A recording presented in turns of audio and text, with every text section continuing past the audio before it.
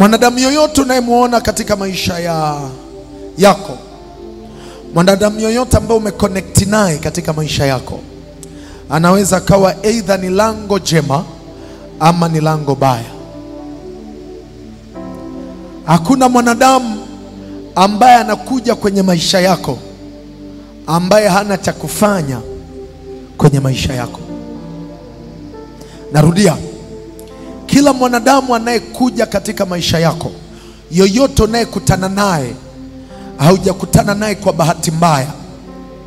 Tunapoangalia lango la watu, kila mwanadamu ambao unakutana naye kwenye maisha yako na mkajenga mahusiano, huyu mtu ni lango kwako. Linaweza likawa ni lango baya ama lango jema. Anaweza kawa ni agent kutoka kwa Mungu aliyebeba package yako ya kuinuliwa, amekuja kama kisababishi cha kukusogeza mahali, ama amekuja kama lango la kukuondoa mahali sahihi na kukupeleka mahali pabaya. Mwanadamu yoyote aliyefanikiwa katika maisha yake, Mungu alimuinua mtu kama lango ili huyu mwanadamu aweze kufanikiwa. Na mwanadamu yoyote aliyefeli katika moja au mbili ya maisha yake, Shetani aliinua mtu ambaye alikuja kumfelisha. Haleluya, haleluya. Kuna watu ambao mlipata ushauri mbaya kutoka kwa baadhi ya watu. Kuna watu ambao mlikutana na watu wakawaambia baadhi ya maneno, mkabeba ushauri, lakini walitumika watu wako wa karibu ambao uliwaamini sana. Hawa watu walikuja wakiwa wamebeba package. Kuna watu walikuja kwenye maisha yako wakakuvunja moyo, wakakukatisha tamaa, ukajuta.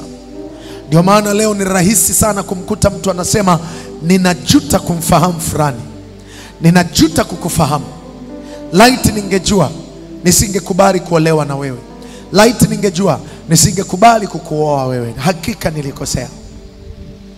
Manake huyu amegundua kwamba huyu mke aliye naye ama mume aliye naye, amegundua kwamba amekuwa ni mtu ambaye anamkwamisha yeye kupiga hatua. Kuna watu waliinuliwa katika maisha yetu kwa ajili ya kutuvusha. Kuna watu walikuja kwenye maisha yetu kwa ajili ya kutukwamisha. Sasa pointi ya msingi ni hii: Shetani na Mungu wote ni roho. Hawawezi kufanya jambo lolote duniani bila kuwa na mwili. Manake Mungu ili aweze kufanya neno lolote duniani anahitaji mwili. Na hii sijui kama watu wengi wanajua, hata Mungu anahitaji mwili ili aweze kutimiza mambo yake hapa duniani. Na watu wengi hawajui kwamba Mungu naye ili aweze kufanya jambo anahitaji ushirika na mwanadamu. Kwa ili mambo mengi yaweze kutokea hapa, wewe mwanadamu unahitaji ufanikishe hilo jambo. Same applies. Shetani naye hawezi kufanya neno lolote hapa duniani bila kupata mtu. Kwa hiyo ukimuona Mungu kwenye maisha yako, unamuona Mungu kupitia watu. Unamuona Mungu kupitia watu. Na ukimuona Shetani, hakuna mtu aliyewahi kumuona Shetani. Tunamuona Shetani kupitia watu wake. Manake Mungu na Shetani hawa ni roho, hawana mwili. Aliyeumbiwa akapewa mwili ni mwanadamu peke yake. Na labda watu wengi hawajui, vita kubwa ya hapa duniani kati ya Mungu na Shetani ni juu ya mwili wa mwanadamu. Mungu anatafuta mwanadamu, anatafuta mtu, lakini Shetani naye anatafuta mtu ili atimize adhima. Unapopiga magoti kumsihi Mungu akutendee jambo, kinachofanyika ni Mungu anakuinulia mtu kama lango ili aweze kukamilisha kile ulichokuwa unakiomba.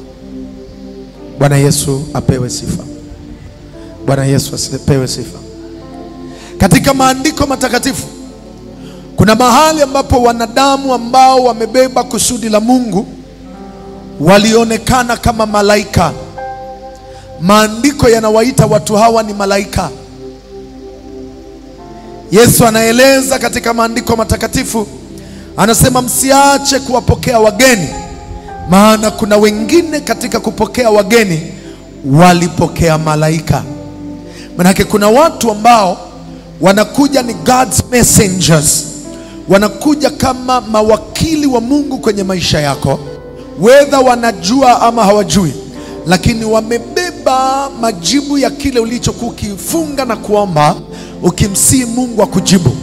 Mahali popote Mungu alipotaka kuonekana kwa mwanadamu kama msaada, aliinua mtu. Kwa hiyo licha kwamba umeokoka sana, unanena kwa lugha, unaomba sana, waheshimu watu, usiwadharau wanadamu. Mungu hutumia watu kumuinua mtu. Mungu hutumia mtu kumbariki mtu. Haleluya, haleluya. Kama ambavyo Mungu hutumia malaika, lakini Mungu anatumia wanadamu pia. Wapende watu, waheshimu watu, kwa sababu ndani ya hao watu kuna wengine unaletewa watu sahihi, ingawa shetani naye anaweza akakuletea mtu pia. Kwa hiyo kama ambavyo Mungu anakuletea watu ili ya yeye, Mungu anapotaka kukubariki, shetani naye anapotaka kukuangusha atakuletea watu. Sasa kabla sijaendelea mbele, natamani nikuoneshe maandiko kidogo ili tuweze kwenda sawa sawa. Bwana Yesu asifiwe. Bwana Yesu asifiwe. Haleluya.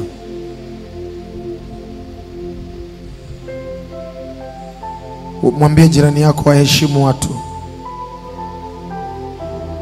Mwambie, sikusikii, mwambie jirani yako heshimu watu.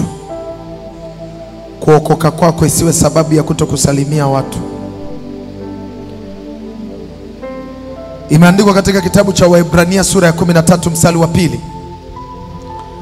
Waebrania sura ya 13 mstari wa 2 anasema msisahau kuwafadhili wageni, maana kwa njia hii wengine wamewakaribisha malaika pasipo kujua.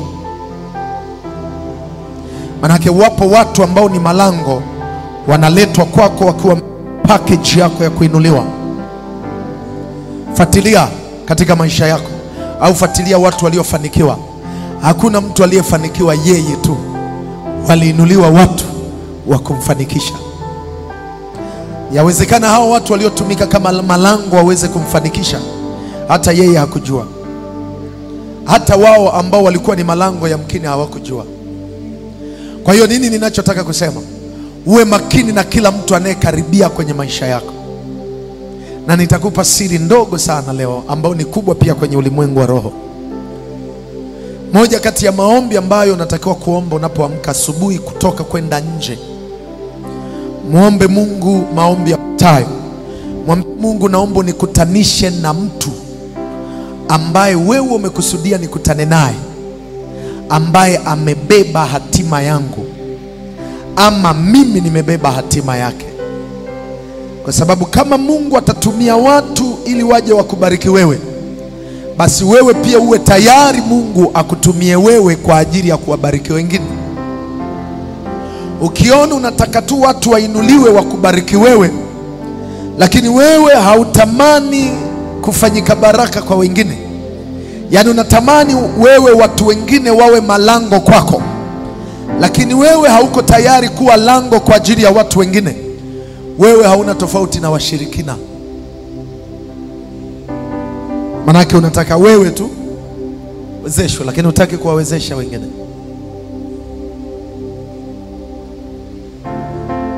Moja kati ya kitu ambacho shetani anafanya ni kukuchengesha na malango yako. Asilimia kubwa ya watu unaokutana nao sio watu ambao wamebeba cha kwako, bali adui anacheza kete zake vizuri kuhakikisha kwamba anakutrigger, anaihamisha miguu yako katika mwelekeo usio sahihi. Unakutana na watu ambao ni malango yaliyokusudiwa na adui, sio malango mema. Na ndio maana 80% ya watu ambao unakutanaga nao wewe, wengi waliishia kukuliza. Tunarudi kwenye lile somo la michoro. Wengi unaishia kujuta, kwa nini nilimjua fulani? Kwamba kuna mwanangu mmoja tuko naye hapa kanisani, aliwahi kuniuliza, akaniambia, sasa baba, tutamwamini nani kama kila mtu kwa hivi? Nikamwambia no, Mungu anao watu. Kwa sababu unaweza ukapita kwenye mazingira, kila mtu unayekutana naye ni mpigaji, kila mtu unayekutana naye ni tapeli. Ninavyozungumza hivi, wale mabinti ambao wako katika mazingira ya kusubiri kuolewa, wale ambao wako kwenye desperate ya kuolewa, wanaweza wakawa wananielewa. Kwa sababu huwa ni mazingira, wanapitaga mahali pagumu sana. Shetani anawaletea watu, anapanga kete zake vizuri, kila mtu anayekutana naye anakuwa sio sahihi. Dada anakutana na watu zaidi ya 20-25, wote wapigaji, wote matapeli, wote sio waoaji. Wapo wadada ambao wamepita kwenye hiyo changamoto. Sijui kama ninaeleweka hapa. Wako wadada ambao wamepita kwenye mazingira hayo. Malango yaliyoinuliwa kwa ajili ya hatima yao ni shetani aliwaletea wale wanaume, hawakuletwa na Mungu. Manake hayakuwa malango kwa ajili ya hatima yao ya kesho, kwa ajili ya ndoa, bali yalikuwa ni malango ya shetani kwa ajili ya kuwadidimiza na kuwakatisha tamaa kwa habari ya kuolewa. Na mimi niko hapa kuzungumza na binti mmoja anayefuatilia maombi haya. Mahali kokote uliko, haijalishi umekutana na wanaume matapeli wengi kiwango gani, wakakutapeli kwamba watakuoa wakakuacha, haijalishi umeshazalishwa mara ngapi, mimi ninachoamini ni kwamba Mungu bado amejazia watu ambao ni waaminifu. Waaminifu bado wapo. Binti, usikate tamaa, hata kama umezeeka, hata kama umri umeenda kiwango gani, maadamu bado una ndoto za kuolewa, Mungu akupe mume wako kwa jina la Yesu wa Nazareti aliye hai. Kuwa na mtoto sio tatizo, hata kama una watoto 5 bado sio tatizo. Mungu atakuinulia mwanaume ambaye yuko tayari kulea hao watoto na wewe ukawa pamoja naye. Mungu bado anao watu. Utasema, mtumishi, imekaaje? Wakati Elia amekata tamaa kabisa mbele ya alivyokutana na Jezebeli, Jezebeli akaapa, akasema, majira na wakati kama huu kikibakia kichwa cha Elia juu ya kiwiliwili chake, basi mimi sio Jezebeli. Jezebeli akawa anaapa, Elia akaogopa, akakimbia.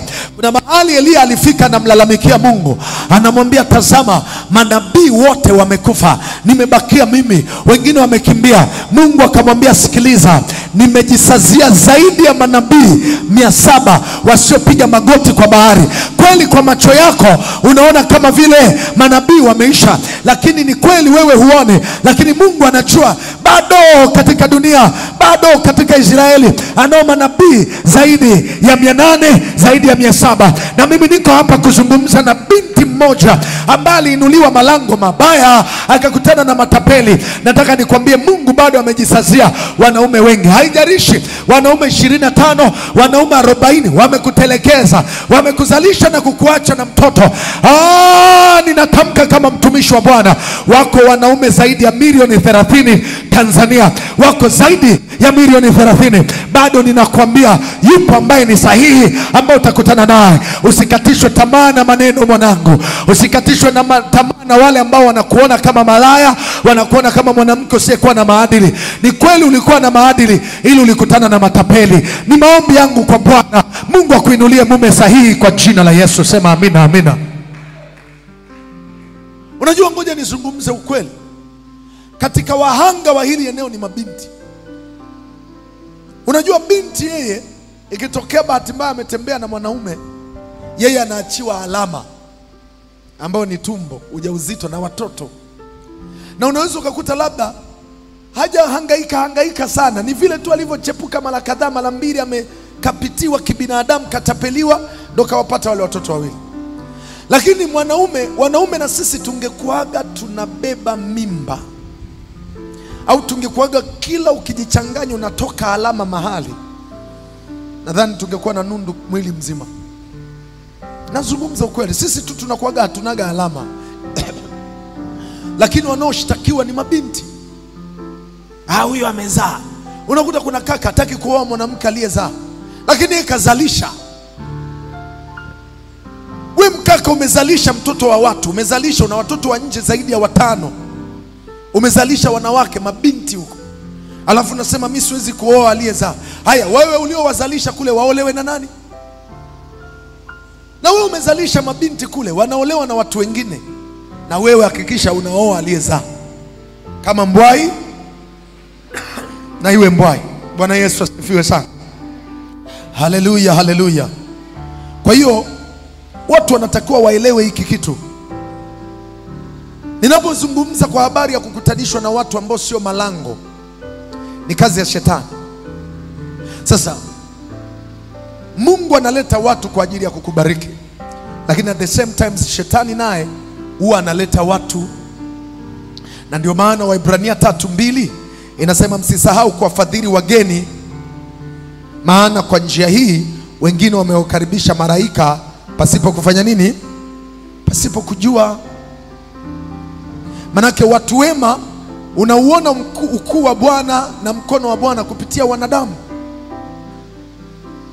lakini shetani naye anatumia watu. Kwa hiyo ni muhimu sana tunapozungumza kwa habari ya malango, watu wawe aware kwamba haya malango yanafanyaje kazi. Tupungiane namna hii. Bwana Yesu asifiwe sana. Bwana Yesu apewe sifa.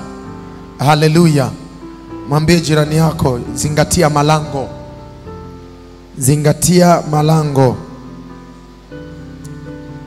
Bwana Yesu asifiwe. Nataka tuangalie namna ambavyo shetani anaweza akakupangia watu pia ukiamini kwamba ni malango, kumbe wameletwa kwa ajili ya kuja sawa kupeleleza uhuru wako. Haleluya, watu wa Mungu. Katika kitabu cha Wagalatia sura ile ya 2 mstari wa 4, nataka nikuoneshe shetani naye anavyotumia watu kama malango. Kitabu cha Wagalatia sura ya 2 mstari wa 4, neno la Bwana linasema, bali kwa ajili ya ndugu za uongo walioingizwa kwa siri, ambao waliingia kwa siri ili kupeleleza uhuru wetu tulio nao katika Kristo, ili watutie utumwani. Narudia, anasema bali kwa ajili ya ndugu za uongo walioingizwa kwa siri, ambao waliingia kwa siri ili kupeleleza uhuru wetu tulio nao katika Kristo Yesu, ili watutie utumwani. Shetani naye analeta watu kwenye maisha ya wanadamu, kama ambavyo Mungu anatumia watu kwa ajili ya kumfanikisha mtu mwingine, ndivyo ambavyo shetani pia anatumia watu ili kumfelisha mtu. Kwa hiyo unapomuona mwanadamu yoyote, elewa umekutana na entity ambayo inaweza ikawa imetumika na shetani au imetumika na Mungu. Kwa hiyo sasa ni muhimu sana kumwombea kila mtu ambaye yuko karibu na maisha yako. Mtu yoyote anayegusa maisha yako sio mtu wa kumchukulia poa. Anaweza akabadilisha maisha yako kabisa, kwa uzuri ama kwa ubaya. Sasa bahati mbaya zaidi ni kwamba wale wazuri waliokusudiwa mema juu ya maisha yetu na ambao Mungu amewakusudia walete mema kwetu, mara nyingi adui huwa anawawinda na kuwaondoa. Haleluya. Bwana Yesu asifiwe. Kwa hiyo tunapozungumzia lango la mtu, hili ni lango ambalo natakiwa kuwa sensitive sana namna ya kumwombea. Wangapi wao wanaombeaga marafiki zao na watu wanaofanya nao kazi, watu ambao wako karibu nao? Wachache. Huyo shosti ambaye wewe unaongea naye, kama hautamwombea anaweza akakupandia magugu. Bwana Yesu apewe sifa. Waswahili wanasema riziki ya mtu iko kwa nani? Kwa mtu. Na ni ukweli. Mungu anaposhusha riziki inapitia kwa mtu. Unapopiga magoti kumwomba Mungu ili Mungu akujibu, anatumia mtu. Kwa hiyo ndio maana nikakwambia kwamba Mungu hawezi kufanya neno lolote duniani ni mpaka atakapotumia mwanadamu. Kwa hiyo mwanadamu ni lango kubwa la Kristo ambalo linatumika kwa ajili ya kufanikisha kusudi la Bwana. Maana kila mtu ambaye yuko duniani amebeba purpose, amebeba kusudi la Bwana. Bwana Yesu asifiwe sana. Andika, Mungu anapotaka kumbariki mtu anatumia mtu mwingine kumbariki. When God wants to bless someone, he uses someone to bless him or her. Mungu anapotaka kumbariki mtu anatumia mtu mwingine kumbariki. Baraka za mtu ziko mikononi mwa mtu mwingine. Ramashakataya mandori brigadia. Kitabu cha Luka sura ile ya 6 mstari wa 38. Neno la Bwana linasema, wapeni watu vitu nanyi mtapewa.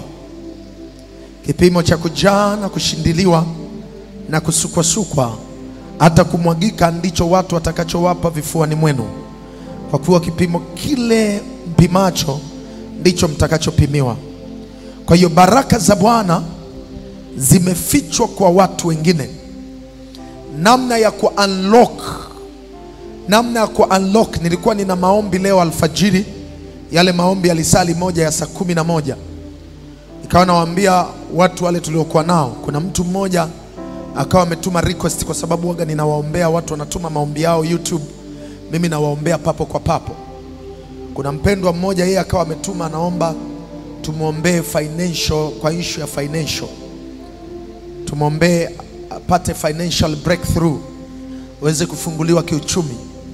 Wakati nikiwa najiandaa kumuombea, Roho wa Bwana akanikumbusha kwamba njia mojawapo ya kufungua, ku-unlock changamoto za kiuchumi ni kutoa. Mkono wote usiotoa waga haupokei. Na leo nitakufundisha utoaji kwa upana kidogo kwenye hilo eneo, namna ambavyo Mungu anatumia watu. Na iliwahi kunitokea mimi nikiwa Mwanza kwenye semina katika kanisa mojawapo kati ya makanisa makubwa hapa Tanzania. Nilikuwa nimealikwa kwa ajili ya semina. Sasa kwenye ile hoteli ambayo niliyofikia, nitakuja kukuambia ni namna gani ambavyo mimi nilitakiwa kutoa na nikafanya uzembe kidogo. Alafu baba yangu wa kiroho ambaye nilikuwa nazunguka naye kwa ajili ya huduma akanilaumu sana. Mwanzoni sikuona kama ina umuhimu, baadaye niliona ina umuhimu. Sasa mimi nitakwambia namna ambavyo unaweza ka-unlock, tukianza na lango la watu, ili niende kabisa na maliza hili somo. Lakini tukisoma katika kitabu cha Luka sura ya 6 mstari wa 38, maandiko yako wazi yanasema, wapeni watu vitu nanyi mtapewa, kipimo cha kujaa na kushindiliwa na kusukwasukwa hata kumwagika ndicho watu watakachowapa vifuani mwenu. Kwa kuwa kipimo kile mpimacho ndicho mtakachopimiwa. Maana yake anamaanisha wewe unapotumika kuwa lango la baraka kwa watu wengine, ndivyo ambavyo Mungu anakuinulia malango mengine mengi kwa ajili yako. Haleluya, haleluya. Na Roho Bwana ananifundisha hapa hii kitu imekaaje.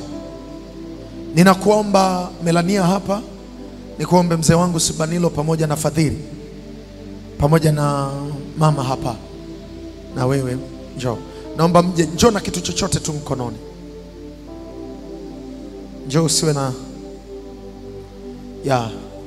nafikiri tutatumia hicho kitu. Alafu naomba msimame hapa, tutumie mifano yenu. Simameni hivi. Wewe Melania simama hapa. Nyinyi kaeni huku, simameni wote huku. Msiangalie hivi, simameni tu, muwe mnaangalia hivi. Muwe free. Sasa naomba uweke wide kidogo tu, alafu usiweke wide sana, lakini wide kidogo ili waweze kuona wale wa online pia. Anasema wapeni watu vitu, kiwango cha kushindiliwa na kusukwasukwa na kutikiswa Anasema ndivyo watu watakavyowapeni nyinyi vifuani mwenu. Iko hivi, hii formula nataka muielewe. Wewe umenipa kitu, hiki ndicho ulichonipa. Kwangu mimi ulivyonipa nimekiangalia ni kitu kilichojaa. Umenipa kwa ujazo. Ujazo ule ule, kwa mfano hii tuchukulie, umenipa dumu la mafuta la lita 5. Dumu la mafuta amenipa mimi kwa kufuata lile andiko la Luka sura ya 6 mstari wa 38. Mnanielewa? Amenipa dumu la lita 5. Alivyonipa dumu la lita 5, mimi kanipa kipimo cha kushindiliwa na kusukwasukwa. Kimejaa. Alafu maandiko yanasema ndivyo watu watakavyokupa kipimo kile kile ulichonipa mimi, watakupa vifuani mwako, kifuani mwako. Unaelewa maana yake? Maana yake ni kwamba mimi si umenipa lita 5. Kila anayekuja kwenye maisha yako anakuja na lita 5 nyingine. Chukua. Anakuja mwingine anakuja na lita 5 nyingine. Chukua. Anakuja mwingine anakuja na lita 5 nyingine. Anakuja mwingine anakuja na lita 5. Kipimo kile ulichonipa mimi. Kinachoongezeka ni kwamba wewe wanaokuja ni wengi, ulitoa kwa mtu mmoja. Sungemshangilia Yesu kwa makofi mengi mengi. Hayo makofi kweli ni ya washindi au na mashaka? Haleluya. Umenipa lita 5, una lita ngapi? 5, 10, 15, lita 20. Umenielewa ninachokisema Kwa sababu kila mmoja atakayeletwa ataletwa kukupa sawa sawa na unavyotoa. Ni principle. Sasa wanakuja wangapi? Ni wengi. Hawa watu wote, wewe umefanyika kuwa lango kwangu, hawa wanafanyika kuwa malango kwako. Alafu unajua ni nini? Huyu na yeye, kama ambavyo umefanyika kuwa lango kwa mtu mmoja, huyu na yeye kwa namna yake ya peke yake anajua wewe ni lango amekufanya wewe, sijui nisemeje, yeye amefanyika lango peke yake kwako. Pengine na yeye hana mwingine wa kumpa. Huyu hivyo hivyo, huyu hivyo hivyo, huyu hivyo hivyo, lakini wote wanakuletea wewe. Kuna mtu mmoja anadaka ninachokisema. Sungemshangilia Yesu kwa makofi mengine mengi mengi. Barikiwe. Nendeni sasa mkapumzike. Lakini sio mkapumzike, mkakae mjifunze. Haleluya. Tunaelewana watu wa Mungu. Nikawaambia mtu yoyote asiyetoa hapokei, ni formula.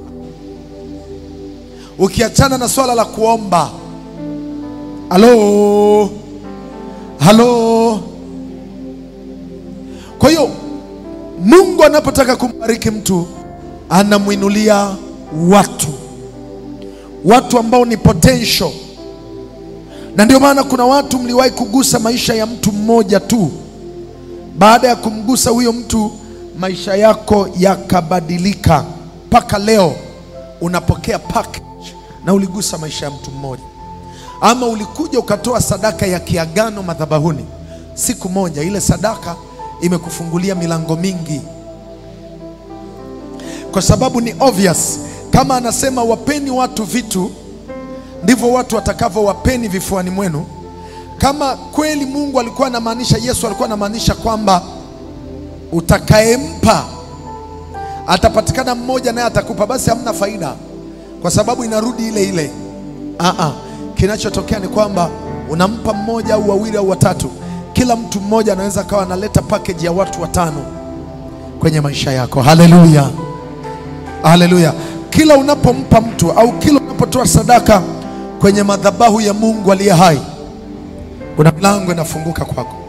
Sasa usisahau, kubali kufanyika lango kwanza kwa ajili ya wengine, ili Mungu naye akuinulie milango. Mungu sio dhalimu.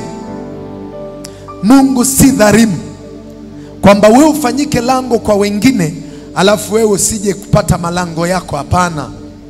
Mungu si dhalimu kwamba wewe ufanyike lango kwa wengine alafu hapana. Yani formula ni hiyo. Nazungumza kitu ambacho mimi nimekipractice na nimekiona kinaleta majibu. Kwa tunapozungumza malango ya hatima njema, heshimu kila mtu, kwa sababu huwezi jua amebeba package gani kwako. Ingawa omba kwa ajili ya kila mtu. Wapende watu wote, lakini hakikisha unaomba kwa kila anayekaribia kwenye maisha yako. Niliwahi kukufundisha nikakwambia, jifunze kuwa unatenga muda wa kuwaombea watu walio karibu na wewe. Umuulize Mungu kama watu hawa ni sahihi ama si sahihi. Ndugu zanguni, mmezidiwa na ndugu zetu wa imani nyingine. Hawawezi kuwa na urafiki kama ni mfanyabiashara mpaka aende akapigiwe ramli au aangaliziwe. Hata akiajiri mtu anaangalia huyo ana nyota. Hata kama ni mwaminifu kiwango gani na unafanya kazi kiwango gani, lakini wakishagundua hauna nyota wanakuondoa. Manake huyu sio lango kwao. Wenzetu wanakaa na watu ambao ni malango kwa ajili yao tu. Bahati mbaya mpaka kwenye kuoa. Ndio maana wanaweza kuoa wanawake wangapi? Wanawake 4. Manake anaoa mwanamke ambaye huyu ana nyota ya kipato. Hata kama uso wake anakuja kama anaondoka, akicheka kama analia mwanangu, kimwangalia hivi kama katoka kuamka, lakini ndo huyo anakomaa naye, ndo anamweka kwenye miradi. Manake ameangalia huyo ana nyota. Alafu anatafuta wastarehe, baby. Kwa unafikiri kuoa wanawake 4 unafikiri imepita pitaje? Kila mmoja na matumizi yake. Yupo huyu nyota, huyu kidogo moyo, hisia, feelings. Anajua kabisa huyu hamna kitu kopo, huyu hamna nyota humu, mweupe. Alafu huyu anajua huyu haeleweki, ila ndo bim kubwa. Akina huyu mambo hayaendi. Alafu huyu sasa moyo wake, huyu wa hela, huyu moyo. Anaangalia na mwingine sasa, huyu wa kutambulisha, huyu kidogo smart, huyu hata tumeenda kwenye vikao, labda nimealikwa, ni mfanyabiashara mkubwa, sasa tumealikwa kwenye vikao, naenda na bi mdogo huyu ni wa kukaa, naweza nikamtambulisha mbele za watu, yuko presentable, anajua kuongea. Huyu ni mzuri lakini mapepe, huyu hawezi. Kwa kila mmoja na karakta yake. Nzetu wanaoa malango.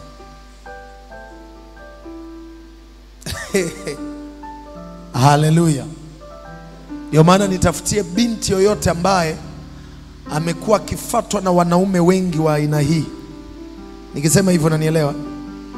Lazima anakuaga na nyota. Lazima yuko vizuri.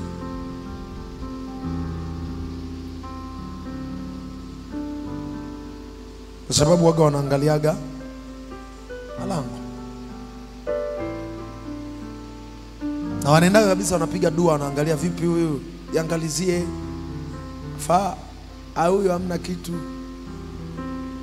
Huyu ana nyota ya punda kubeba mizigo. Bwana Yesu asifiwe sana. Kila mtu ni lango. Nataka nikusikie jambo moja. Ili somo ni pana sana, na tunapozungumza kila mtu ni lango, kuna mtu mwingine anakuja kwenye maisha yako ni lango baya, lakini hata yeye hajui wala hana nia hiyo, lakini kaja kwa ajili ya anguko lako, kaja kwa ajili ya aibu yako, kaja kwa ajili ya kuharibikiwa kwako. Hawa watu wapo. Ukimwangalia ni mwema, hana ubaya, hana nia mbaya, hana lengo baya, lakini ameletwa kuja kukukwamisha. Na hata yeye maskini ya Mungu hajui. Na hata wewe ukimwangalia kabisa unamwona mbona huyu mzuri, lakini hakuletwa kwa ajili yako. Hana package ya kwako, wala wewe huna package ya kwake. Ili somo naomba nisikilize vizuri, utanielewa tu mwishoni. Utanielewa tu mwishoni. Utanielewa? Na watu wote wanaotaka kutembea katika level za juu, nielewe, utaelewa umuhimu wa kuombea kila mtu. Nikuulize swali. Lutu Wakati Ibrahimu anaambiwa na Mungu atoke katika nchi ya Iraq ambayo ilikuwa ni nchi ya Uru kwa baba yake mzee Tela, anaambiwa ondoka uende mpaka mahali nitakako kubariki.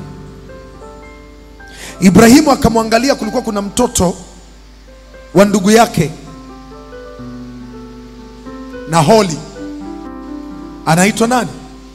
Anaitwa Lutu. Ibrahimu akasema no, nitaondoka na huyu Lutu, hana ubaya. Maandiko yanasema Ibrahimu kwa sababu alitembea na Lutu, na Lutu hakuwa na ubaya, walikuwa wanapendana, walikuwa wanaheshimiana, lakini Lutu alitumika kama kizuizi, kama kauzibe baraka za Mungu zishuke kwa Ibrahimu. Kasome Biblia yako.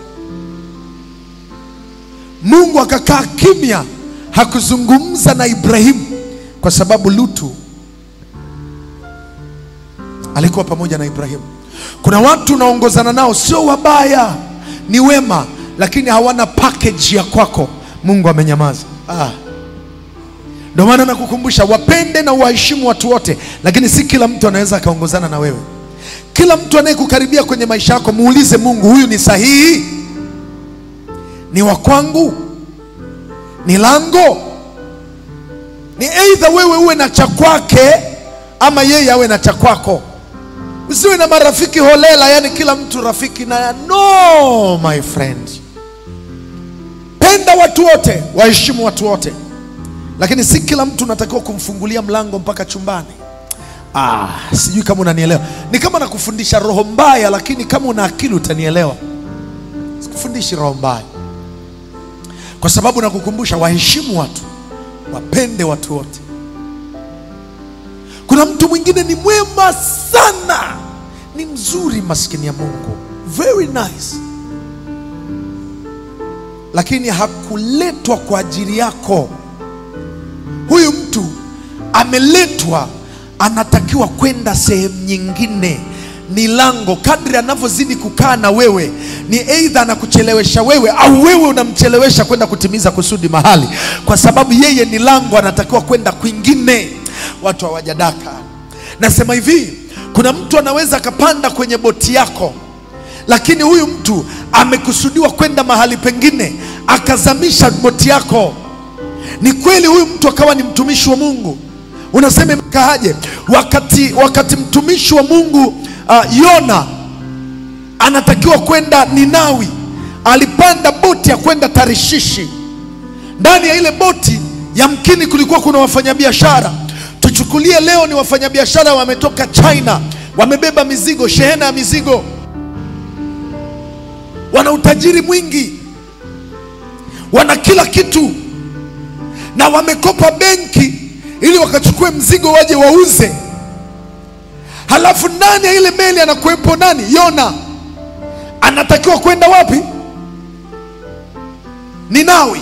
Yeye amepanda meli yenu, anatakiwa kwenda wapi? Kwenda visiwa vya Komoro. Yeye anapanda meli ya kuja Tanzania, na wewe umo na umekopa milioni 40 benki, milioni 70. Umebeba mzigo, shehena ya mzigo na makontena yako, alafu ndani yumo Yona. Alafu mnaambiwa kwamba tumepanda na mtu ambaye hakutakiwa kupanda hii meli. Alitakiwa kwenda sehemu, alitakiwa kwenda visiwa vya Komoro, ila kabadilisha. Ni mtu mzuri, ana ubaya na sisi, lakini hakutakiwa kuwa kwenye hii boti. Mnaambiwa sikiliza, sasa ili tumnusuru kwa sababu mnampenda sana, mnaambiwa haya, pakueni makontena nzine kumwaga nje kwenye bahari. Mnamwaga makontena, mnamuhurumia. Jamaa anawaambia sikiliza, hii meli haitatulia mpaka mtakaponitosa mimi majini. Jiulize kwanza utakapomkata jicho huyo Yona. Kuna watu uko nao ni wema, lakini ni akina Yona kwenye maisha yako. Wanatakiwa kwenda wakutane na watu wengine, wanatakiwa kwenda kufanya huduma mahali pengine. Umewashikiliaga hapo, umewangangania rafiki yangu, ni sawa, ni wazuri, lakini ni either wewe unawachelewesha. Kwa Mungu amekaa kimya. Kwa nini? Mungu hakuleta watu wazurule duniani. Kila mtu aliletwa duniani akutane na mtu sahihi kwa ajili ya kesho yake, na aende mahali sahihi. Hukuletwa kukaa mahali popote. Sijui kama tunaelewana. Nakupa akili ya rohoni, sema amina. Lutu alikuwa na ubaya gani? Alikuwa na ubaya, lakini angalia maandiko yanasemaje. Mungu alikaa kimya. Kafika kipindi wakafika sehemu moja inaitwa Betheli, wakiwa na mifugo mingi, mpaka lile eneo likashindwa mifugo yao kulisha. Watenda kazi wao, watunza mifugo wao wakagombana. Mtunza mifugo wa Ibrahimu na mtunza mifugo wa nani? Na watunza mifugo wa Lutu wakagombana. Walivyogombana, nini kilitokea? Ibrahimu akamwambia ndugu yake, sasa ndugu yangu, tusigombane. Wewe chagua leo, unaenda kushoto, mimi nitaenda kulia. Ukienda kulia, mimi nitaenda kushoto.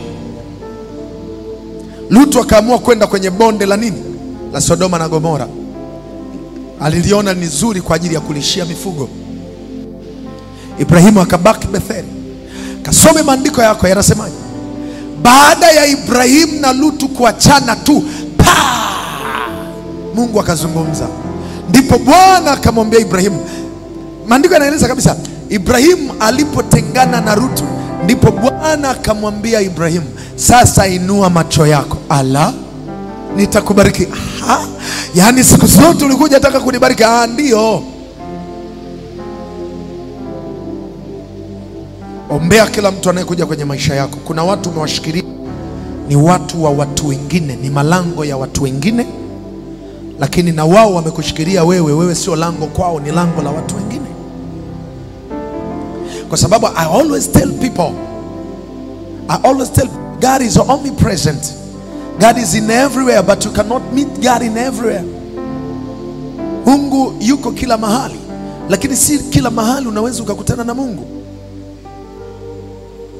Kuna mwanangu mmoja alikuwa anasali hapa, lakini kila mwezi alikuwa anaenda kwa Pastor Ezekiel wapi? Mombasa, Kenya. Kila mwisho wa mwezi anaenda kwa Pastor Ezekiel. Tuko hapa, anaishi Chamazi pale. Mama mchungaji akaniuliza, hii imekaaje? Anaachaje watumishi wengi huko anaenda kule? Nikamwambia ndivyo ilivyo. Haimaanishi mimi nina upako kiwango gani ninaweza nikawa lango kwake. Haimaanishi kwa sababu mimi ninamlea kwamba kuna changamoto nyingine anatakiwa kukutana na mtumishi mwingine. Na ndio maana kuna watumishi wanatoka Nigeria wanakuja huku kuja kuhudumiwa huku. Kuna watu wanatoka South Africa wanakuja kuhudumiwa. Kuna watu wanatoka Marekani na watumishi genuine, watumishi wakubwa. Lakini tunao watumishi kutoka Marekani ambao wanafuatilia mafundisho kwetu. Tunao waumini kutoka Marekani, tunao waumini kutoka Canada. Lakini unazungumzia Marekani, kuna watu kama kina Benihin, watumishi wakubwa. Lakini kwa nini sasa hivi kuna watu wako Marekani wako online wanafuatilia mafundisho kutoka Afrika? Nenda pale kwa Mwamposa, nitoe huu mfano halisi kabisa. Utakuta watu wametoka Nigeria, wametoka nchi mbalimbali, wengine wametoka Ulaya. Wamepanda ndege wamekuja. Na kuna wengine wanapanda ndege wanaenda Nigeria, walikuwa wanaenda kwa TB Joshua. Kuna watu wanaenda kwa nani? Kwa Apostle Joshua Selman. Wanatoka hapa wanaenda kule. Na kuna wengine wanatoka kwa Joshua Selman wanakuja huko. Kuna watu wanatoka Zimbabwe ambako yuko Ubeti Angel, wanakuja huku. Na kuna wengine wanatoka wanaenda kule. Kuna wengine wanatoka kule wanaenda. Sio kama tunaeleweka. Kuna mahali unanielewa? Kwani nyinyi hamjawahi kuona kuna watu wanaishi nyumba za jirani na kanisa hili? Wanatoka wanaacha ibada hapa wanaenda kusali kule ng'ambo. Ulishaona tunalalamika? Hata wewe kuja hapa, kuna makanisa mangapi umevuka kule? Eti mwanangu Shadia, umevuka makanisa mangapi wakati unakuja kutokea kule? Mengi. Lango. Umenielewa sasa? Sasa nini ninachosema? Unaweza ukajiuliza, huyu kuna mtumishi mzuri kabisa pale, mbona kamwacha? No. Anaweza kuwa mzuri lakini hana package ya kwake. Haimaanishi mtu akiwa mzuri ana cha kwako au wewe una cha kwake. Sikiliza moyo. omba pia. Na ndio maana mimi katika maisha yangu I don't hold people. Singangani mtu. Mtu akiondoka kwenye maisha yangu najua huyu hakuletwa kwa ajili. Angeletwa kwa ajili yangu angekaa. Na mimi huwa nina maombi hayo ya kuondoa watu ambao sio sahihi. Kwa sababu mtu kuwa sahihi au kutokuwa sahihi haihusiani na matendo ya mtu, kwamba ni mwenye dhambi au sio mwenye dhambi. Haihusiani. Anaweza akawa ni mzuri lakini sio sahihi kwako. Sio lango kwako, ni lango la wengine. Tupungiane namna hii. Akili yako imefunguka sasa. Tafuta kujua Mungu amekukabidhi nani. Nani wa kwako? Nani mtu wako? Nani lango kwako? Bwana Yesu asifiwe sana. Kuna mahali mtu mmoja amepata haya maarifa kwa dakika hizi. Sasa hekima, usifukuze mtu kwenye maisha yako kaambia bana, sikiliza, nimegundua wewe sasa mimi na wewe hatuendani, wewe sina package yako, kwa hiyo achana na mimi kuanzia leo. Utauchoma moyo wa mtu afu utaleta makwazo. Fanya tu maombi, tamka, Bwana, mtu fulani kama mimi sio wake au yeye sio wa kwangu, hukumkusudia aondoke kwenye maisha yako. Alafu unajua nini? Anaweza kaja mtu ambaye ukimcheke haeleweki, ila ndo kaletwa kwa ajili ya wewe kuvuka. Umenielewa vizuri? Umenielewa vizuri? Sasa moja kati ya maombi ambayo unatakiwa kuomba asubuhi sana, hakikisha unamuomba Mungu, ninatoka naenda sokoni, natoka naenda kazini, natoka naenda dukani, natoka naenda kwenye biashara yangu. Hata kama unatoka unaenda safari, kuna watu utakutana nao kwenye ndege, kuna watu utakutana nao kwenye basi, kuna watu utakutana nao kwenye njia. Naambiaga mabinti zangu akina Dorcas, yawezekana ikawa ndo mumeo huyo. Kuna mtu mmoja nilikuwa nawasiliana naye juzi, kawa namchekesha Dori, nikamwambia Dori, kuna mtu mmoja nilikuwa nawasiliana naye mambo fulani sitaki kuyaongea. Nikasema mwanangu, yawezekana ndo mume huyo, unajuaje? Akacheka akasema hapana. Nikamwambia ala, omba. Dada, unapotoka unaenda out, unajua kuna wadada wengine, turudi kule nigongelee nyundo, kuna wadada wanalalamika hawaolewi lakini hauonekani. Kuna lango linatokea unakutanaga nalo lakini hauonekani kwa sababu hauombi. Ombie Mungu kwamba nikutane na mtu wangu sahihi uliyemkusudia. Na ukishaomba hivyo wala una haja ya kujikwatua. Piga wanja, unaitwa wanja sina mume, wanja paka huko. Wale wanaopigaga wanja siku hiyo, unapiga wanja hujui hata kupiga wanja, unakuta umekosea. Piga wanja kama umepiga umechora na mkono wa kushoto. Piga wanja huo hapo, unakuwa kama vile unashangaa. Unajua wanja ukikosea ukaupigia huku juu unakuwa kama unashangaa namna hii. Haina haja ya kujikwatua, haina haja ya kuhangaika. Nakwambia ukweli, siri mojawapo ya mtu aliyeletwa kwa ajili yako, wewe huhitaji kufanya makeup ili awe na wewe. Huhitaji kujibadilisha ili awe na wewe. Maana atakuja atakufuata kama ulivyo. Kujimakeup na kufake ndo kumetufanya tumekutana na watu ambao sio wa kwetu, kuanzia level ya uchumba mpaka level nyingine. Mke wangu mama mchungaji akawa ananitania siku moja, akaniambia, yani wewe mwanaume una bahati tu, siku ya kwanza tunakutana tulikutana kwenye gari. Maana nilimbeba kwenye gari yangu. Akasema vinginevyo kwa hili tege ulilonalo mimi usingenioa. Nikamwambia ndo tayari kwisha habari, sema amina. Nikamwambia mna, wewe ulipangwa kwa ajili yangu, kwa unataka kuniambia hukuliona, si ulikuwa na uwezo wa kubadilisha? Akasema tatizo moyo. Nikamwambia moyo ndio ulikuwa shalipenda mpaka tege lenyewe hili. Bwana Yesu asifiwe sana. Sisi wanadamu tuko sampuli mbalimbali. Ukiona mtu anakuacha kwa sababu ya madhaifu yako kama mwanadamu, huyo mtu hakuwa wa kwako. Jamani, hata kichaa hakosagi company. Kibaka hakosi company. Mvuta bangi na teja hakosi company.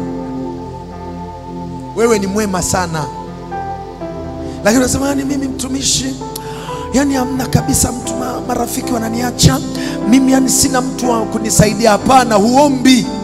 Mwambie Mungu, niletee mtu ambaye umemkusudia kwa ajili yangu, aliyebeba cha kwangu. Akija mtu ambaye ni wa kwako, atakaa na atakuwa tayari kukubeba kama ulivyo. Yani mtu ambaye sio wa kwako ndo utahitaji kujibadilisha ufananie na vile yeye anataka. Lakini yule ambaye ni wa kwako hauhitaji kufanania, kwa sababu ni lango lililokusudiwa kwako. Haleluya. Bwana Yesu asifiwe sana. Bwana Yesu asifiwe sana. Ndio maana nawaambiaga wanangu, ukimwona mwanaume anataka kukuoa na anakusifia unaguu, wewe mwanaume inabidi uwe na mashaka naye sana, kwa sababu huo mguu kuna majanga yanatokeaga. Na alipenda nini? Mguu. Au alipenda miguu? Wenye miguu mzuri kuliko watu wote ni wewe peke yako. Watatokea wenye miguu mingine zaidi yako. Kwa hiyo utakuwa unaishi kwa wasiwasi. Ukimwona dada amekuja kwenye maisha yako ana mguu, unatamani kumfukuza karibu na wewe, kwa sababu unaona mumeo ni mdhaifu wa kuangalia miguu mizuri. Dada, nikwambia, hata kama una miguu vidole kama binzari huku mbele, si mnaijua binzari ikiwa bado haijasagwa inakuwa kama mizizi. Kama atakupenda, atakupenda tu. Haleluya, haleluya. Atakupenda tu. Ukiona anakupendea, sijui ukitabasamu, wanaita wide smile, unatabasamu nzuri, ukizeeka umepata wrinkles, itakuwaje sasa? Kwa hiyo hakikisha mtu ambaye anakaa karibu na wewe kwa namna moja ama nyingine ni mtu aliyekusudiwa. Kwa hiyo ni muhimu kuwaombea watu. Sasa tuendelee mbele. Kwa hiyo hata Mungu anapotaka kutumia mtu, andika hii pointi sasa, tunaenda kuiangalia kwa uzuri, lakini sitaimaliza, kesho nitaimaliza. Somo linaona linakuwa refu hili. Andika hii pointi. Inasema Mungu anapotaka kumtumia mtu au kumpandisha kiroho, hutumia mtu mwingine ili amwombee kwa kumwekea mikono au kumpaka mafuta. Sawa, Kama ambavyo nimekuambia, Mungu anapotaka kufanya jambo huwa anainua mtu mwingine kwa ajili yako.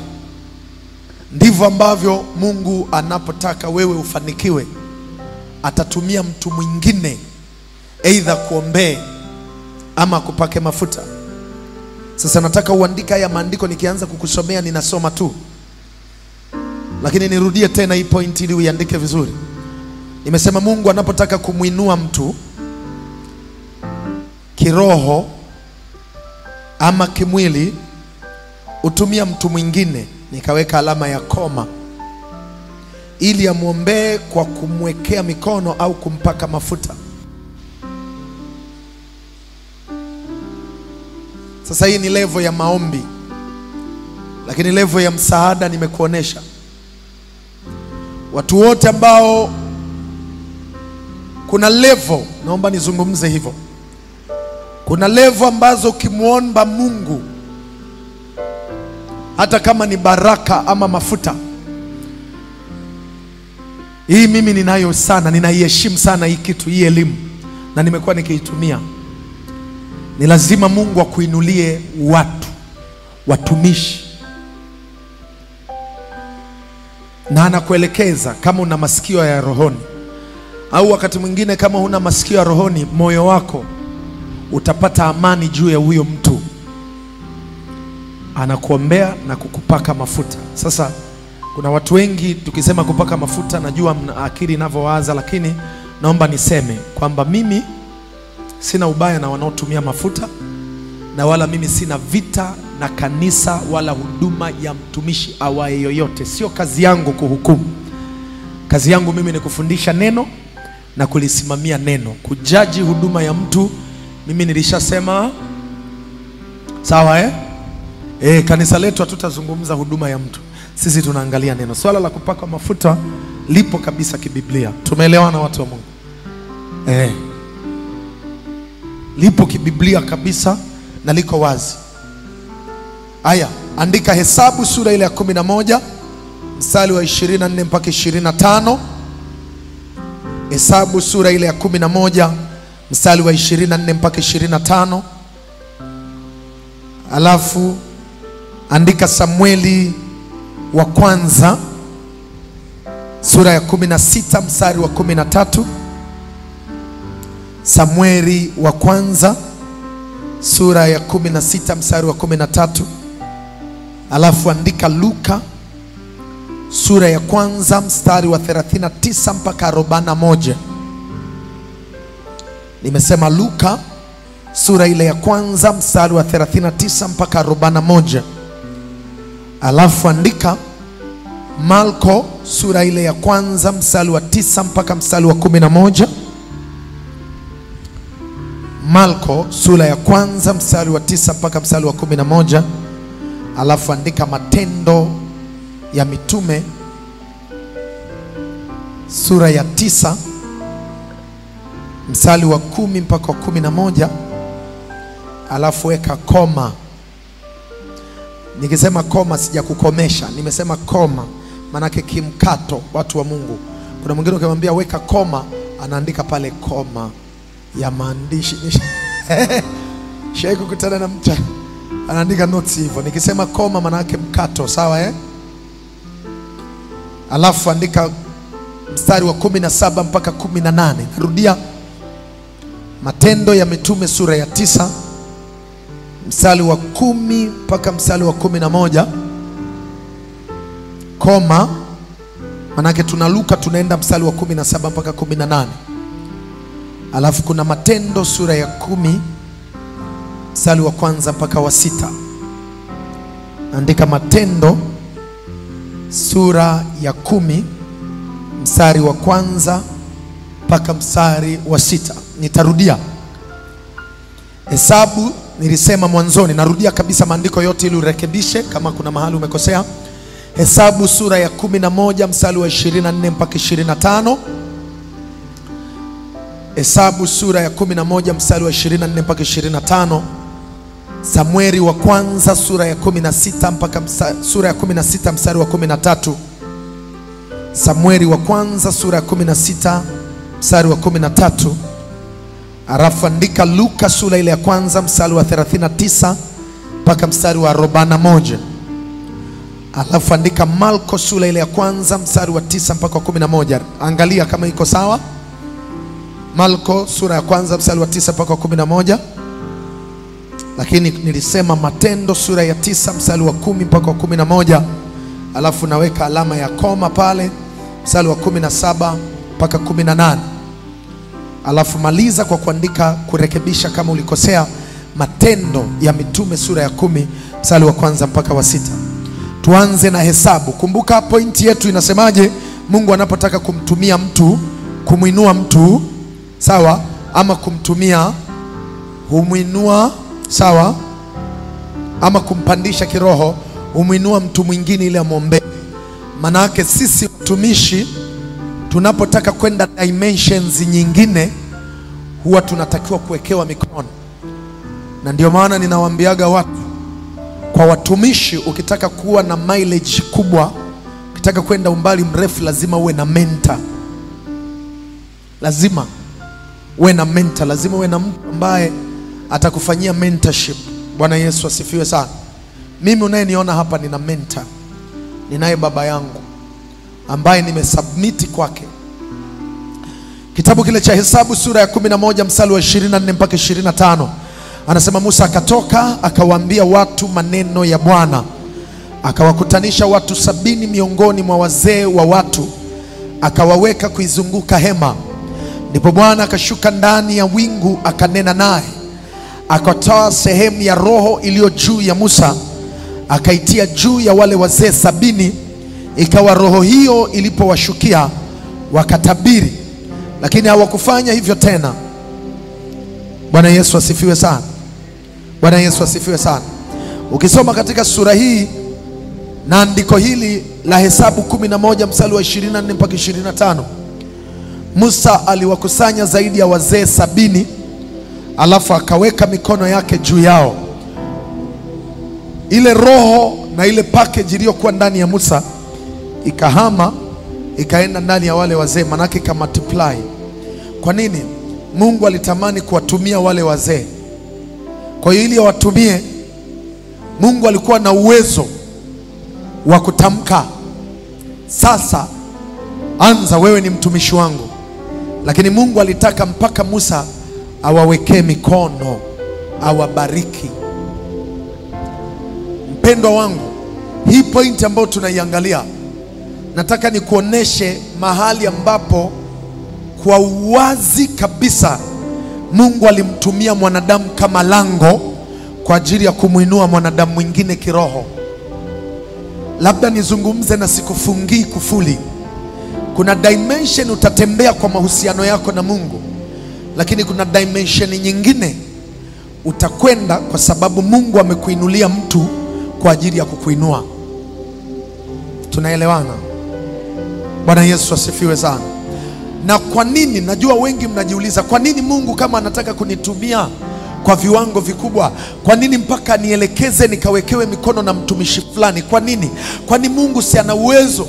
Kwani Mungu anashindwa nini kuniambia kuanzia leo wewe ni mtumishi wangu, akanitumia na akanibariki na akanipandisha viwango? Kuna lazima gani Mungu mpaka niambie nisafiri mimi niende Marekani ama niende Zimbabwe ama niende wapi nikakutane na mtumishi fulani, yeye aniwekee mikono ndipo anibariki? Kwa nini?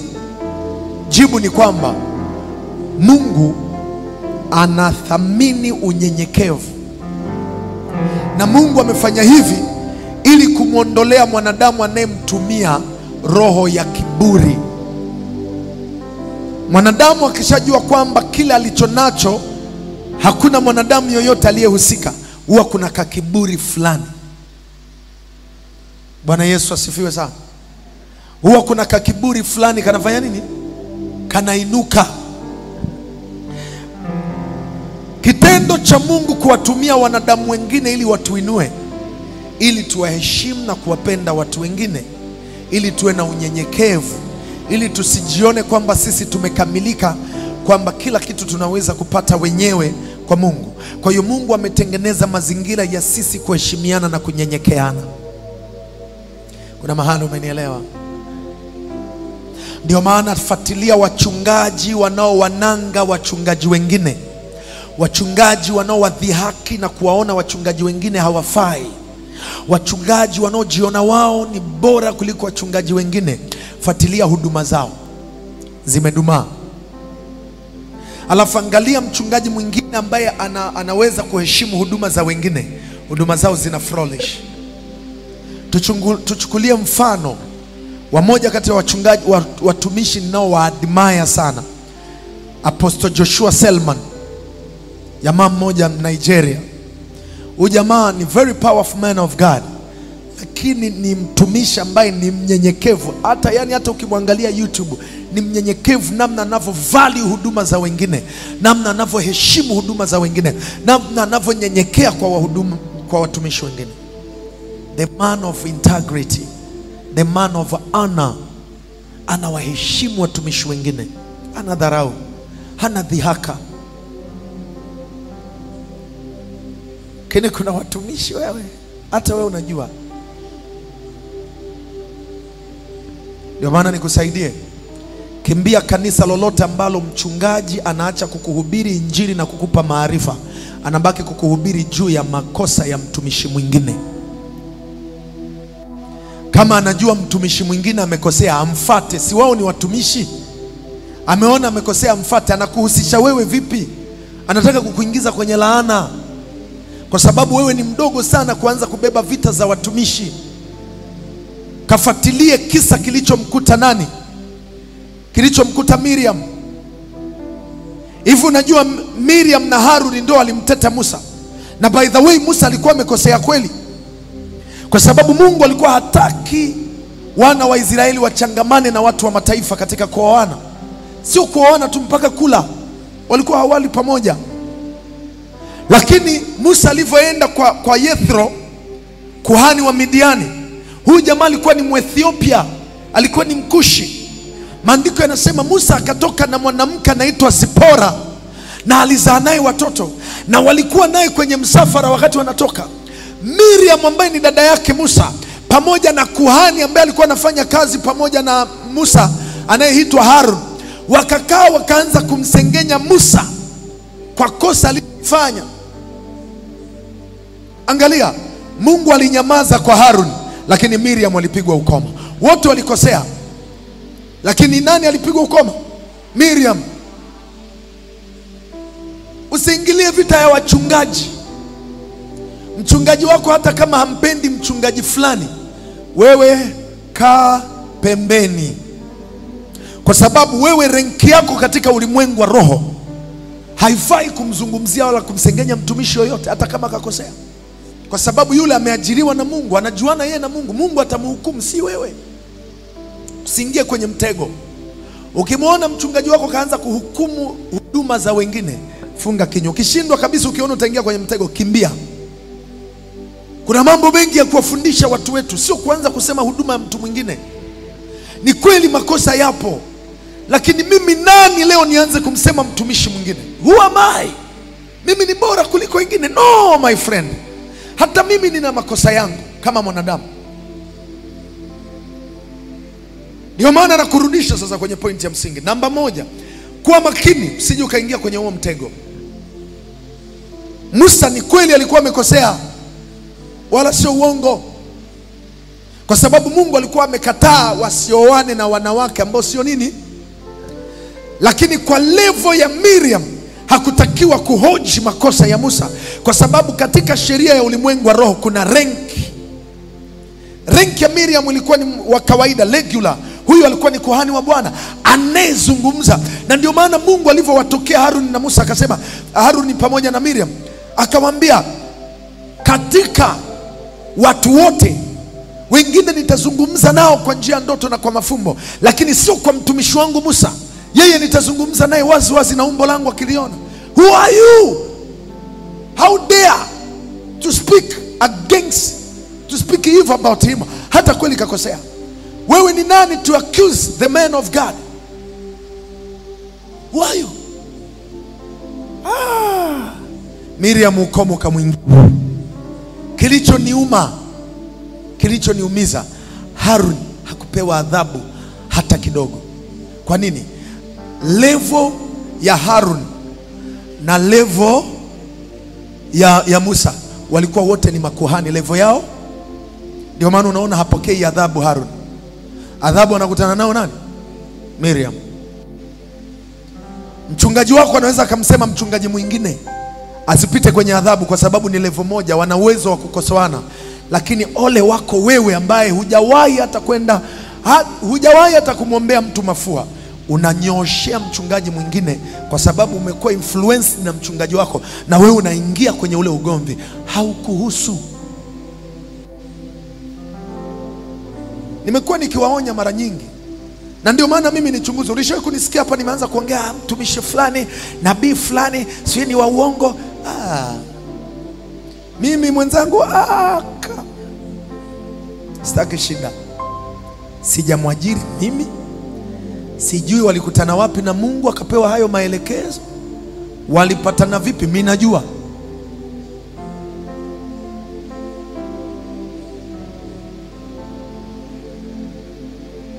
Natunza roho yangu tulia mwe.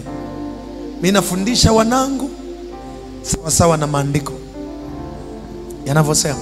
Don't ever try mwanangu. Hata kama umenisikia nimejisahau, imetokea, siombei, usije ukaingia kwenye huo mkumbo. Ndio maana tunawaambia watoto, vita ya baba yako na mama yako wewe usiingilie. Haujawahi kuona watoto mapashikuna, mama na baba wanapigana na wao wanaelekea kwa mama, unawazimu. Mama na baba wakianza kugombana, kama ni mimi mtoto kipindi hicho, mama mzee Majani na mama yangu wakipishana kauli, mimi nilikuwa natafuta chemba, kwa sababu uwezo wa kuingilia ugomvi au kuamua sina, kadogo. Kwa mimi natafuta mahali tunakaa, naanza kulia, sigombane, sijui nani amekosea, sijui nini, lakini kuna matoto yanahamia, kama ni upande wa mama au wa baba, toto na lenyewe linaingia, utapigwa laana. Jinga moja. Unajua kuona toto linampiga babake kwa sababu amekuwa influence. Unampiga baba yako afu baadaye wanarudiana, baba na mama yako wanarudiana, utaficha wapi uso? Kuna historia moja babangu aliwahi kunipa. Babangu mimi amelelewa na baba wa kambo. Babangu Mzee Majani alilelewa na baba wa kambo. Bibi yangu ambaye ni mama yake, sijui hata kwa nini nimeelekea huko, lakini naomba, niko kwenye kufundisha. Mama yake ambaye ni bibi yangu waliachana na mume wake ambaye ni baba mzazi wa baba yangu, umenielewa, ambaye ni babu yangu. Kwa hiyo bibi yangu akaolewa na babu mwingine. Sasa mimi si ni babu yangu. Sasa baba anasema wakiwa kijijini walikuwa, bibi akigombana na mume wake, labda bibi alikuwa anapikaga pombe za kienyeji.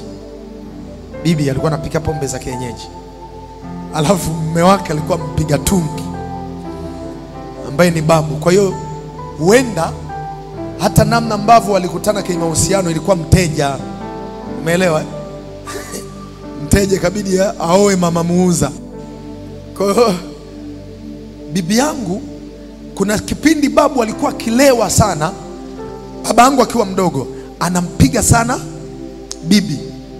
Kwa bibi anaamua kuondoka, wanaachana, bibi anaondoka, anaenda, alikuwaga na nyumba yake pia vijijini, si unajua kipindi hicho kujenga nyumba simple za tope nini. Bibi anaondoka, baba naye anasema alikuwa na kuku wake, alikuwa anafuga kwa sababu alikuwa anaishi na bibi. Baba naye anabeba kuku, anaongozana na mama yake, sawa? Baba anasema ule ugomvi ilikuwa mara 3, yani kama dozi Panado mara 3 kwa wiki, ya lazima mara 3 mara 4 itokee, bibi lazima aende. Baba akasema huu ugomvi, akiwa bado mdogo, akasema huu utanichosha, manake wakienda baada, wakati mwingine hata usiku hauishi, babu anamfuata bibi, wanarudiana, baba na yeye anarudi na kuku wake kwenye kwapa, anarudi. Amen. Baba akachoka, akasema hii ni vita sio nihusu. Kwa walikuwa wakigombana mama na baba yake wa kambo. Mama akiondoka, baba yeye anaendelea kubaki, anajua hao wataelewana. Kwa hiyo yeye anawaacha, akajitoa kwenye ugomvi wao. Ondoka kwenye ugomvi ambao sio level yako. Don't be smart.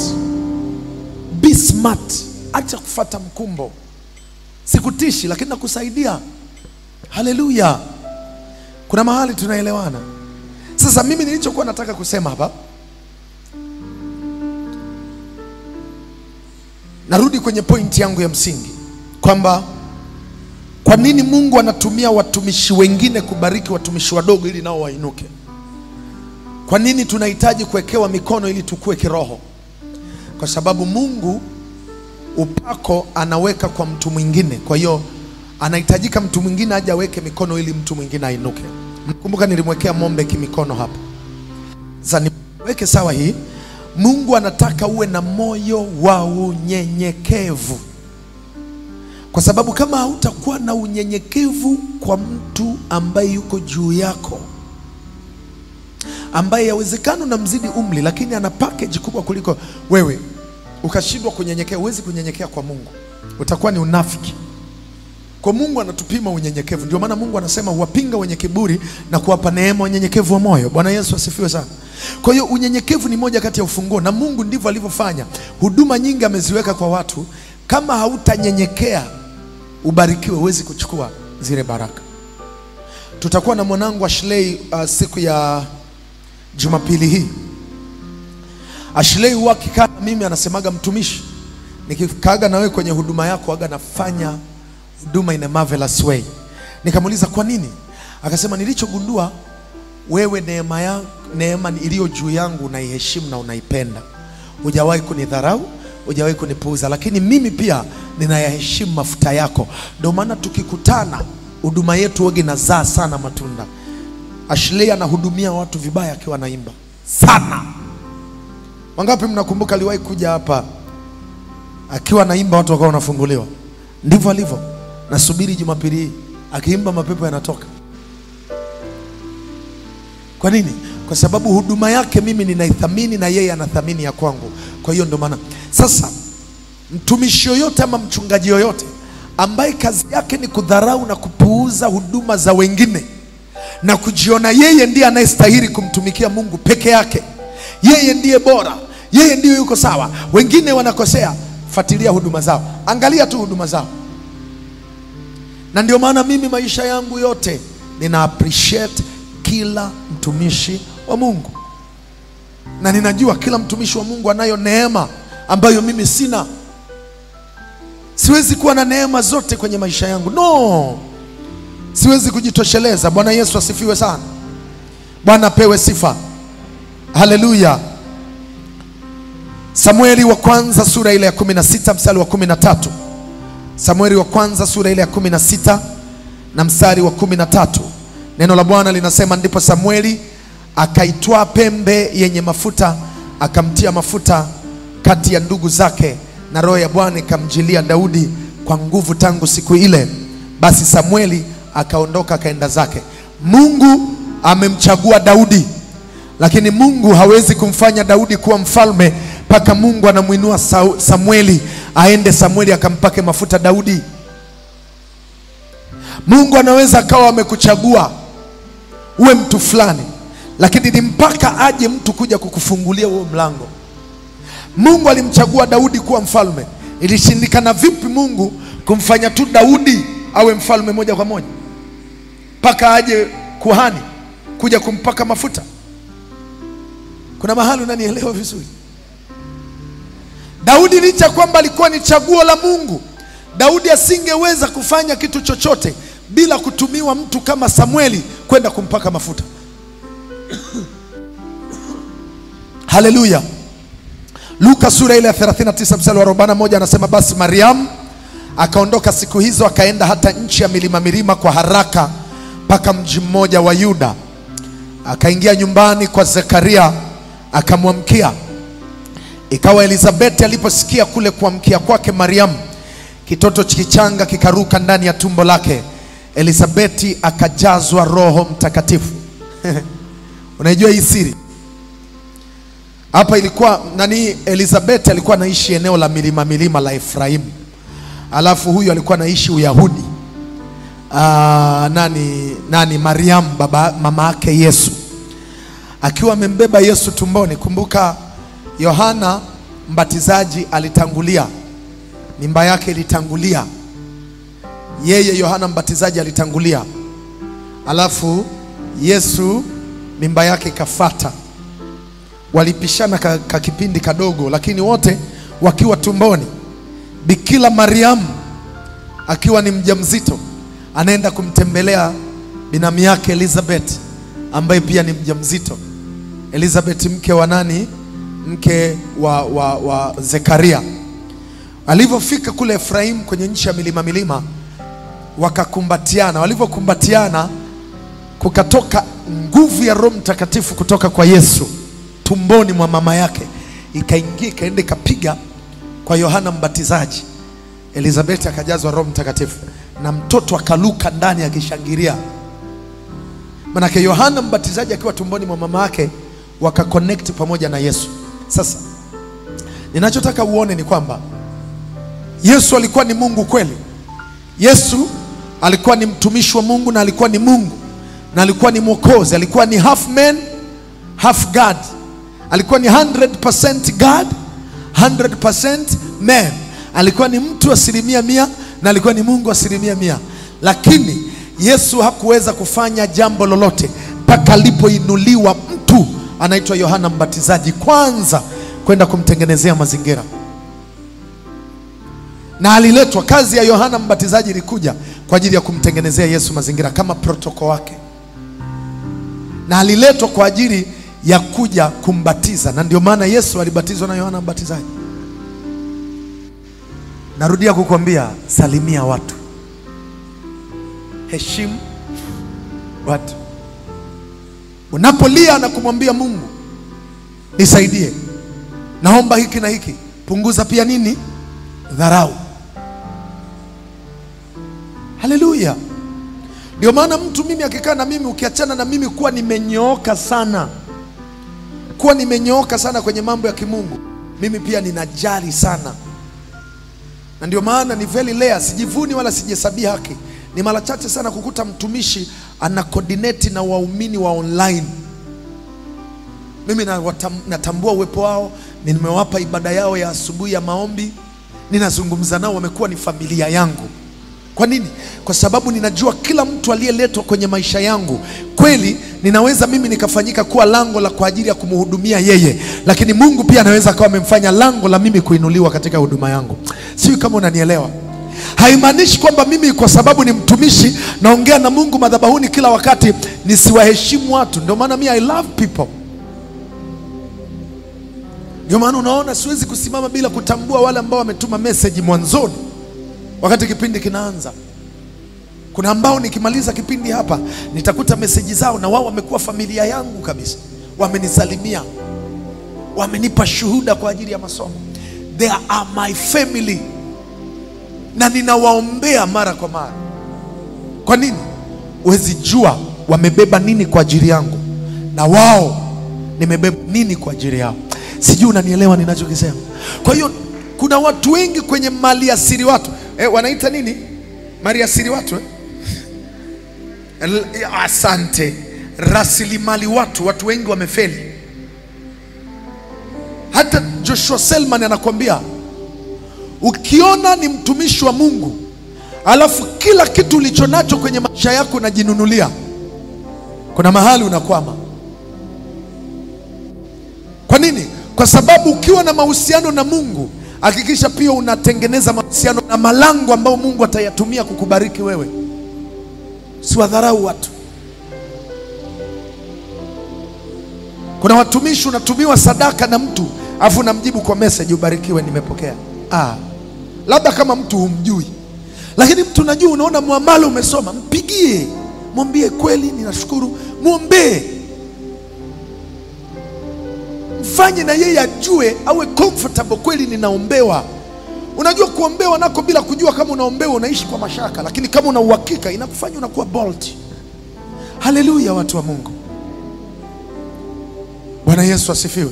Wazee wangu wa kanisa, mnajua namna ambavyo mimi ninajali wazee wangu wa kanisa na wahudumu. Kwa sababu mtu yoyote aliyekuja kwenye maisha yangu, mimi najua hajaja kwa bahati mbaya. Muda ambao ameletwa kwenye maisha yangu, wanajitahidi sana kumjali. Ikitokea nilivyomjali mimi amezingua, ninainua mikono nasema, Bwana asante, kwa sababu hakuwa wa kwangu. Lakini kuna mahali wewe Melania unajua namna ambavyo nilikuwa najali watu. Mpaka sasa ikafika time mama mchungaji akaniambia, kwa staili hii, maana kila unayemfanyia hisani anakugeuka, anakufanyia mambo mabaya. Ikafika time tukataka mpaka kusema sasa hivi tukikutana na mtu kwenye mambo ya imani ni mambo ya imani, mambo mengine atajijua mwenyewe. Kama ni kumwombea asepe, hakuna mahusiano na watu tena. Lakini baadaye nikasema no, yawezekana niliokuwa na wahudumia sio, kwa niendelee mpaka watakapopatikana ambao ni nini, ni sahihi. Ndio ninarudi pale sasa kwamba yawezekana uliokutana nao walikuwa mataperi, lakini haimaanishi watu ambao ni malango yako hawapo. Wapo. Endelea kumwamini Mungu, endelea kuomba, endelea kuwaheshimu na kuwapenda watu, endelea kumthamini kila mtu. Mpe mtu package yake. Kama anastahili heshima, mpe heshima. Kama anastahili shukurani, mpe shukurani. Kama anastahili kuonywa, muonye kwa upendo. Nani ananielewa hapa? Sema amina, amina. Ukiona kuna mtu umemuonya, maonyo yako akaona kama umemdhalilisha, akakuchukia, huyo sio wa kwako. Na ukiona kuna mtu umempenda, umemjali, akakuona wewe ni mjinga ama mzembe, huyo sio wa kwako. Usiache kutenda wema kwa ajili ya makwazo ya watu wawili. Niliwahi kukwambia makosa yana vifutio, wema hauna kifutio. Kuna mtu ananielewa? Hujadaka. Nasema makosa yana kifutio. Dhambi huwa zinafutwa, lakini mema hayana kifutio. Hakuna kifutio mbele za Mungu cha kufuta mema. Mema unayoendelea kuwatendea watu, hujapoteza mwanangu. Nakwambia ukweli, mema uliowatendea wanadamu wakakuona wewe mpumbavu, wakakuona mjinga, sawa, lakini hayo mema hayana kifutio. Hakuna ufutio wa kufuta mema. Dhambi unaweza ukatubu, katumia damu ya Yesu, dhambi zikafutika mwanangu. Ubaya una kifutio, wema hauna kifutio. Watendee watu wema. Na wakati mwingine do favor to people. Watendee watu wema kama vile unamtendea Mungu. Sisubiri malipo kutoka kwao. Na uone Mungu kama hata kuinulia watu sahihi kwenye maisha yako. Sema amina. Maisha tulio nayo ni vice versa. Shetani anakupangia kete. Wanaokuzunguka unakuta wakati mwingine sio wenyewe. Na unakuta umewekeza, unashangaa kumbe umepigwa mwanangu, matapeli. Lakini nakwambia usivunjike moyo. Endelea kuomba. Endelea kumwambia Bwana niinulie watu sahihi. Huku kiwa moyo wako hauvunjiki kutenda mema, sema amina. Ngoja nimalize kwa kukupa hii siri. Tutamalizia hiyo point kesho. Unajua kuna andiko linasema nyakati za mwisho kutakuwako na nyakati za hatari. Andiko yanasema itakuwako kipindi cha watu wenye kupenda fedha kuliko kumpenda Mungu, wenye kujipenda wenyewe. Lakini anasema mwanzoni kabla hapa anasema upendo wa wengi utafanya nini?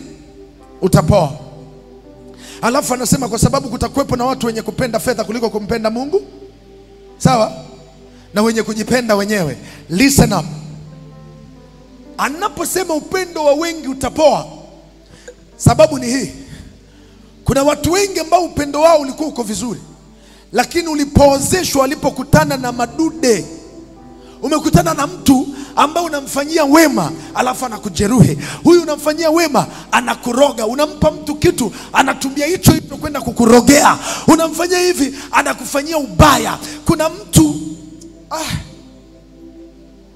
unakuta unasomesha watoto wake, unamnunulia, yeye anaondoka anaenda kwa mganga kwenda kukuroga kwamba haiwezekani, ananipa mimi hela, ananidharau sana. Yaani msaada wako anaona kama dharau. Anatamani kukukwamisha msaada wako. Sasa kibinadamu watu wamerudi hivi. Kwa nini? Wanaona wema wao wanaofanya wameishia kupata majeraha. Niko hapa kukutia moyo. Kama ndani yako bado una hiyo kiu na umebakiwa na hiyo neema ya kutenda mema kwa watu, usiache kutenda mema kwa watu. Mema hayana kifutio, mabaya yana kifutio. Mabaya huwa yanafutika, lakini mema hayatafutika. Mema mbele za Mungu yatakumbukwa daima. Mabaya na dhambi unaweza ukatumia damu ya Yesu, vyote vikafutika, lakini mema yako hayatafutika. Ni kweli wapo waliokuumiza. Kuna watu uliwahi kuwafuata ukiamini wao ndio msaada kwenye maisha yako, ya kwamba hawa nikipata shida wanaweza wakanipa bega wakati wa kulia kwangu nikamwaga machozi. Ulipopata shida walikusukumia mbali, walikusengenya, walikudharau, walikudhihaki. Inafika wakati hauoni msaada, hauoni mtu aliye upande wako. Usikate tamaa. Bado Bwana anao watu ambao atawainua kwa ajili yako. Usiache kutenda mema mwanangu. Wema hauozi kwa jina la Yesu. Sema amina, amina. Wema hauozi. Hamna kitu kinauma kama mtendee mema mtu alafu baada ya muda usikia na kusema kwamba vya wajinga ndio viliwavyo. Sikataka yeye, kwa nimemuomba nisaidie. Vya wajinga umefanya kwa moyo, maskini ya Mungu. watu. Tenda mema, ni muda. Usiache pia kuomba, kumwambia Mungu niinulie watu. Omba hayo maombi sana. Mwambie Mungu lete watu sahihi. Na bahati mbaya wengine tulikuwa tuombi, tulikuwa tujui haya maarifa. Kwa watu wote waliokuja kwenye maisha yetu waliletwa na adui. Hawakuwa watu sahihi. Badilisha maombi, anza kumwambia Mungu, bring the right people on my side. Hallelujah.